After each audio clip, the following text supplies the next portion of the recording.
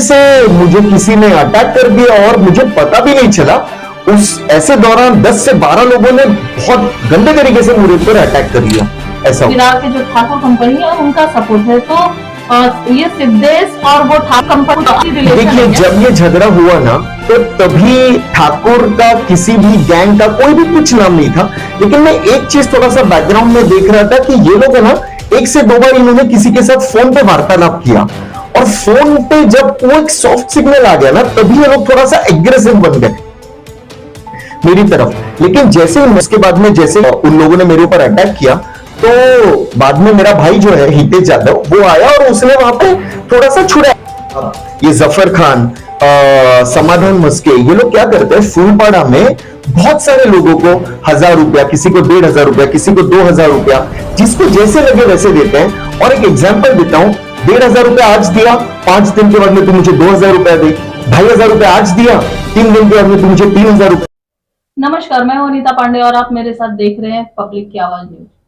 कुछ दिनों पहले विरार पूर्व में एक घटना घटी जिसमें प्रहार जनशक्ति पक्ष के पालघर जिला अध्यक्ष हितेश जाधव के बड़े भाई के साथ मारपीट की गई।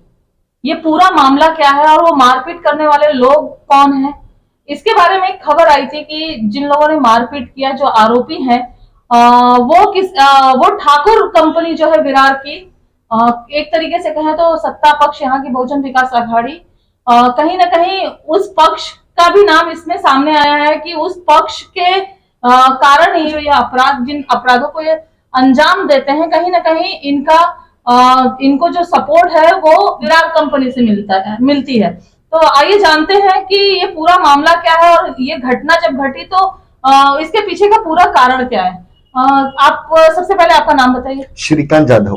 श्रीकांत जी, उस दिन आपके साथ जो मारपीट हुई तो ये पूरा मामला क्या है? देखिए, 26 तारीख को दोपहर को मैं मेरे घर पे गया। मेरा घर नारायण नगर में है। नारायण नगर बिल्डिंग के सामने पद्मवाई टावर है और दोनों के बीच में काफी एक छोटा रास्ता है, एक 4 व्हीलर जाने जैसा रास्ता है। मैं जब घर पे गया दोपहर 1:45 के करीब, तब मैंने देखा कि 2 बाइक्स वहां पे रास्ते के बीचों बीच खड़ी थी और बाइक्स को घेरे हुए 10 से 12 लोग खड़े थे जमाव करके, और उसमें से 3 से 4 लोग सिगरेट पी रहे थे। जाते वक्त मुझे ये थोड़ा सा अच्छा नहीं लगा। मैं रिटर्न आया, तभी मैंने यही 10 से 12 लोगों को वहां पे देखा। अभी भी वो लोग सिगरेट पी रहे और 2 वैसे ही थी, ऑब्स्ट्रक्टिंग द पब्लिक स्पेस। उनमें से मैंने एक लड़के को बुलाया, उससे मैंने पूछा, उसका नाम सनी था, सनी राजपूत। मैंने उससे पूछा कि यार ये तुम लोग क्यों खड़े हो यहाँ पे ऐसे? तो उसने मुझे एक जवाब दिया कि हम लोग ऊपर पद्मवाई टावर में हम लोग काम करते हैं। मैंने उससे पूछा क्या 10 से 12 लोग सारे के सारे लोग एक ही ऑफिस में काम करते हैं?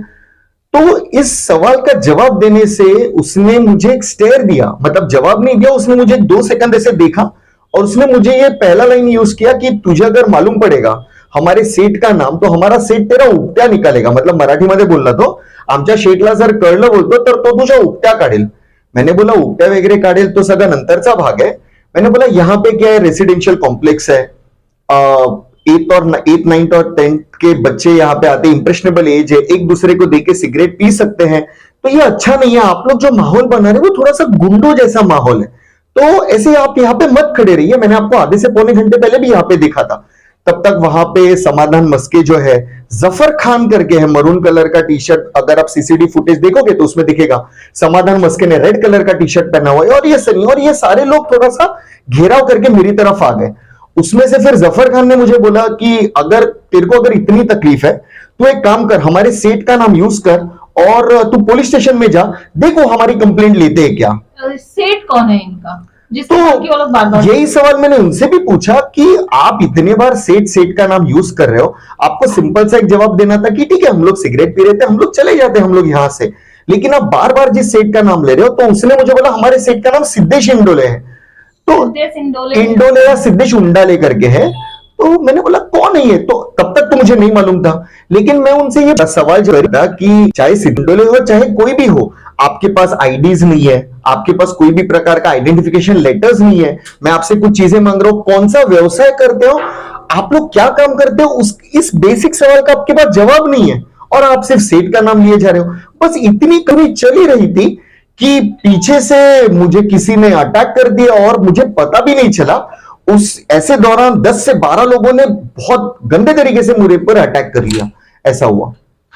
ये ऐसा कई खबरों में ऐसा बताया गया है कि जो ये लड़के हैं जिन्होंने आपके साथ मारपीट की, उनका संबंध ठाकुर परिवार से है, या उनको विरार के जो ठाकुर कंपनी है उनका सपोर्ट है। तो ये सिद्धेश और वो ठाकुर कंपनी रिलेशन है देखिए, क्या? जब ये झगड़ा हुआ ना, तो तभी ठाकुर का किसी भी गैंग का कोई भी कुछ नाम नहीं था।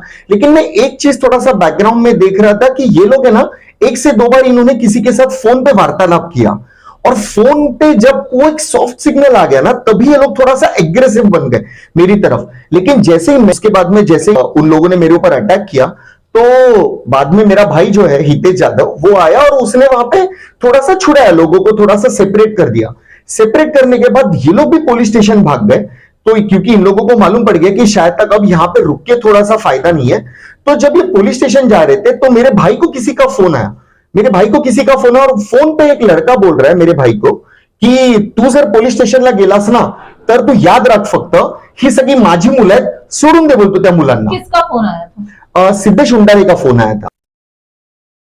अच्छा, आपका ये आरोपी जो है ये करते क्या है, इनका व्यवसाय क्या है? ये आरोपी बेसिकली जो है, और ये सिद्धेश उंडाले जो है, ये सिद्धेश उंडाले और ये जो जगताप है, सनी जगताप, ये जफर खान, समाधान मस्के, ये लोग क्या करते हैं, फूलपाड़ा में बहुत सारे लोगों को 1000 रुपया, किसी को 1500 रुपया, किसी को 2000 रुपया, जिसको जैसे लगे वैसे देते हैं। और एक एग्जाम्पल देता हूं, 1500 रुपया आज दिया, 5 दिन के बाद में तू मुझे 2000 रुपया दे, 2500 रुपया आज दिया, 3 दिन के बाद में तू मुझे 3000 रुपया दे।